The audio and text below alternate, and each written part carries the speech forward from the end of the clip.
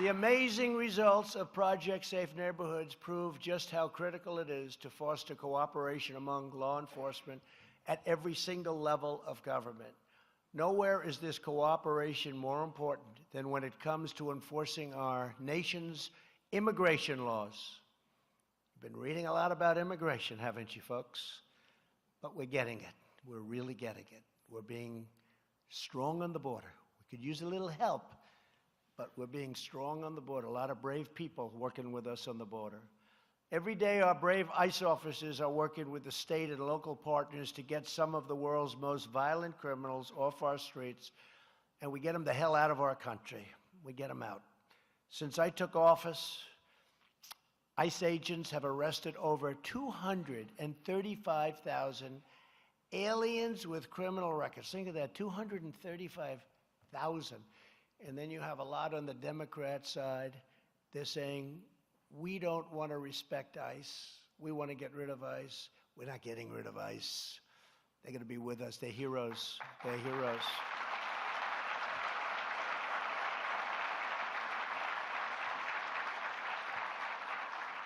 Think of that, though, 235,000. And that includes those charged and convicted of more than 100,000 assaults and over 4,000 murders. Last year alone, ICE and Border Patrol seized more than 2.8 million pounds of illicit narcotics, and we have quadrupled the seizures of fentanyl. And now with our new deal with President Xi of China, maybe we won't even have to worry about that so much. I think you're going to see that coming down at numbers that are pretty unbelievable. Removing these deadly poisons and vicious predators from our neighborhoods depends upon partnerships with local communities and their elected leaders and officials. Unfortunately, there are extreme politicians in cities and states around America, I'm sure you haven't heard about this, who have issued policies to forbid their police departments from working with federal immigration authorities. Hard to believe, isn't it? These outrageous sanctuary cities are grave threats to public safety and national security.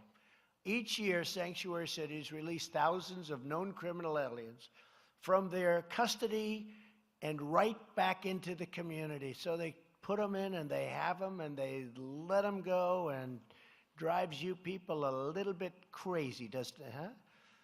But it's changing. It's all changing. You look at what's going on in California, many people are demanding that they not be a part of a sanctuary city.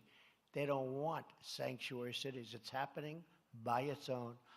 American politicians should protect American citizens, not criminal aliens.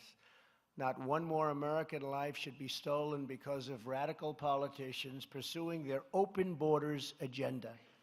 Nearly 100% of the heroin in our country comes across the southern border, killing 300 Americans at least a week.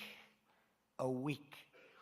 According to the Council of Economic Advisors, this illegal heroin costs our country $238 billion in 2016 alone. Think of that. And we're talking about a wall for $20 billion, $15 billion. I could even do it cheaper if I have to. And it'll be better than anybody's ever seen a wall. Think of that. You're talking about hundreds of billions of dollars, and you're talking about a fraction. You'd make it up in a month by having a proper wall. You see what's happening. You see where they're surging, and our great people are able to easily handle it. Without the wall, it gets tougher, but you know what? They still handle it. Illegal immigration is a threat to the well-being of every American community, threatening innocent families, overwhelming public resources, and draining the federal treasury. Congress must fully fund border security in the year-ending funding bill. We have to get this done. They're playing games. They're playing political games. I actually think the politics of what they're doing is very bad for them, but we're going to very soon find out. Maybe I'm not right, but usually I'm right. Like I said, I'm going to win for president. And some people said that won't happen, and guess what? Look who's up here now, folks.